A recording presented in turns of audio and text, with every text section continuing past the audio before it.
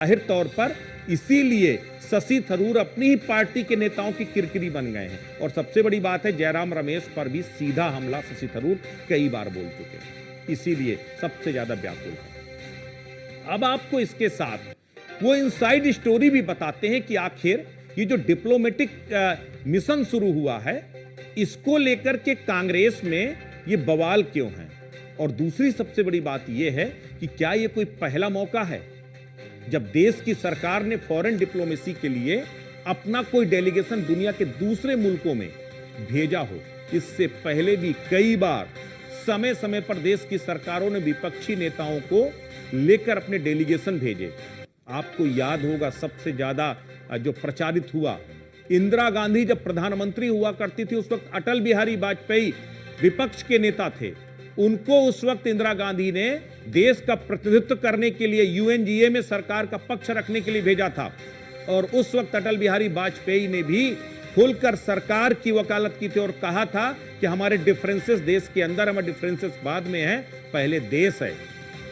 तो ये एक अतीत का इतिहास रहा है। इतना ही नहीं, ये कोई एक बार नहीं हुआ। मैं आपको एक पूरी फहरिस्त बताता हूं। 1955 में ऑल इंडिया कांग्रेस सभा के एक 9 सदस्यीय डेलीगेशन को चेकोस्लोवाकिया और हंगरी भेजा गया था। 1990 में भी पूर्व प्रधानमंत्री पीवी नरसिम्हा राव ने अपने कार्यकाल के दौरान विपक्षी नेताओं को अंतर्राष्ट्रीय मंचों पर भारत का प्रतिनिधित्व करने के लिए भेजा था। 1999 में कांग्रेस पार्टी ने एनडी तिवारी के नेतृत्व में एक 4 सदस्यीय प्रतिनिधिमंडल को दक्षिण अफ्रीका भेजा था।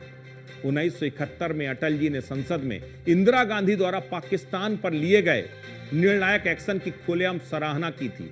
खासकर बांग्लादेश के निर्माण में तत्कालीन प्रधानमंत्री इंदिरा गांधी की तारीफ करते हुए अटल बिहारी वाजपेयी ने कहा था कि वाकई में ये काबिले तारीफ है काम। और इतना ही नहीं, संयुक्त राष्ट्र महासभा में भी भारत का प्रतिनिधित्व करने के लिए जब अटल बिहारी को भेजा गया, तब अटल बिहारी वाजपेयी ने वहां पर भी हिंदुस्तान की नीतियों की तारीफ की थी। दरअसल यही राजनीति है, दल बदलते रहते हैं लेकिन नीति नहीं बदलती।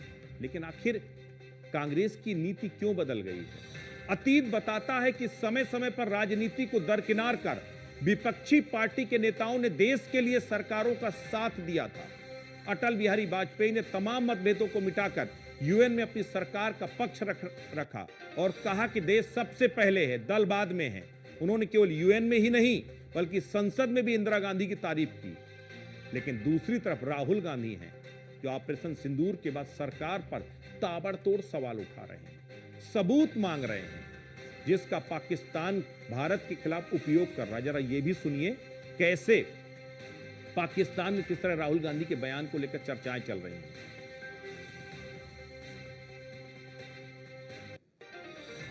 ऑपोजिशन लीडर राहुल गांधी का मोदी सरकार से एक बार फिर सवाल। भारतीय वजीर खारजा जयशंकर के इस दावे पर कि भारत ने पाकिस्तान को हमलों की पेशगी इत्तला दी थी।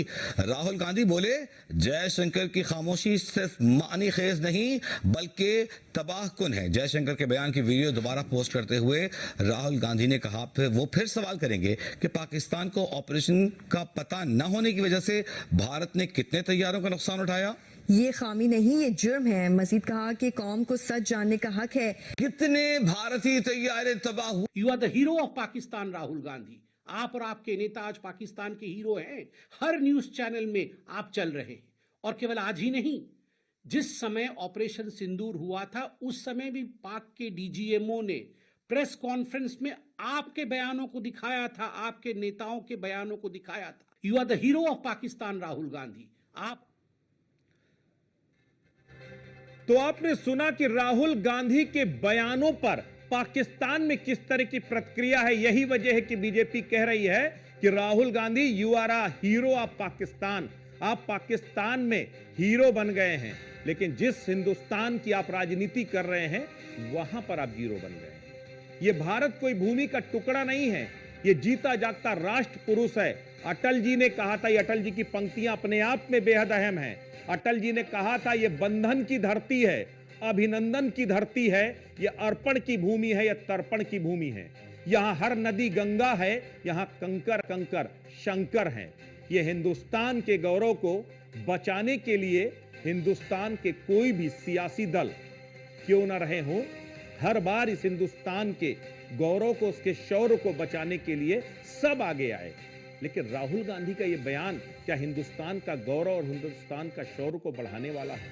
हिंदुस्तान में कितनी सरकारों ने विरोध किया, अंदर खूब विरोध किया, लेकिन जब बात राष्ट्र की आई, स्वाभिमान की आई, तब सब एकजुट नजर आते रहे। लेकिन ऑपरेशन सिंदूर के बाद जिस तरह कांग्रेस ने, खास करके राहुल गांधी ने सवाल उठाए हैं, वो अपने आप में हैरान करने वाला है। राहुल गांधी के उठाए गए इन सवालों से पाकिस्तान बहुत गदगद है। वो राहुल गांधी के आरोपों को आधार बनाकर पूरी दुनिया में भारत को बदनाम कर रहा है। हमको समझना भी पड़ेगा कि आखिर किस तरीके से राहुल गांधी की नीति क्या कहती है। राहुल ने क्या आरोप लगाए, जरा पहले आपको वो भी बता देता हूं आपको एक। राहुल ने पाकिस्तान को पूर्व से सूचना देने का आरोप लगाया। राहुल गांधी ने कहा कि दरअसल पहले से ही उन्हें सूचना दे दी गई थी। भारत सरकार ने ऑपरेशन सिंदूर की शुरुआत में ही पाकिस्तान को सूचित कर दिया था कि यह कार्रवाई केवल आतंकवादी ठिकानों के खिलाफ है, न कि पाकिस्तानी सेना के खिलाफ। उन्होंने इसे अपराध करार देते हुए पूछा, इसे किसने अधिकृत किया, हमारी वायुसेना ने कितने विमान खो दिए। इतना ही नहीं, विदेश मंत्री एस जयशंकर की चुप्पी पर भी सवाल उठाया। कहा, राहुल गांधी ने कहा कि एस जयशंकर की चुप्पी को निंदनीय बताया और कहा कि पाकिस्तान को कैसे पता चला कि भारत ने कितने विमान खोए। अरे राहुल गांधी साहब, शायद आप इतिहास भूल गए, आपने बहुत सालों तक सरकारें चलाई हैं। आप इतिहास भूल गए कि दुनिया में कहीं पर भी जब नॉन मिलिट्री एरिया पर कोई भी एक्शन लिया जाता है तो उस देश को डिप्लोमेटिक चैनल से या डीजीएमओ के चैनल से इन्फॉर्म किया जाता है कि हमारा मकसद आपकी सिविलियंस को टारगेट करना नहीं है, बल्कि टेररिस्ट अड्डों को, या फिर हमारा जो मेन टारगेट है उसको हमने कैसे अचीव किया, हमें वो बताना। आप भूल गए जब अमेरिका ने जो है ओसामा बिन लादेन को मारा था जो है एबटाबाद में, उस वक्त क्या किया था? उस वक्त भी पाकिस्तान को बात करके उसने बताया था। जब हमने सर्जिकल स्ट्राइक की, जब हमने एयर स्ट्राइक की, हमने तब भी जो है डीजीएमओ चैनल से पाकिस्तान को बताया। तो इसमें आखिर आपको नया क्या है? सवाल यह है कि आखिर राहुल गांधी क्या वाकई में अभी भी मैच्योर्ड पॉलिटिशियन नहीं बन पाए हैं?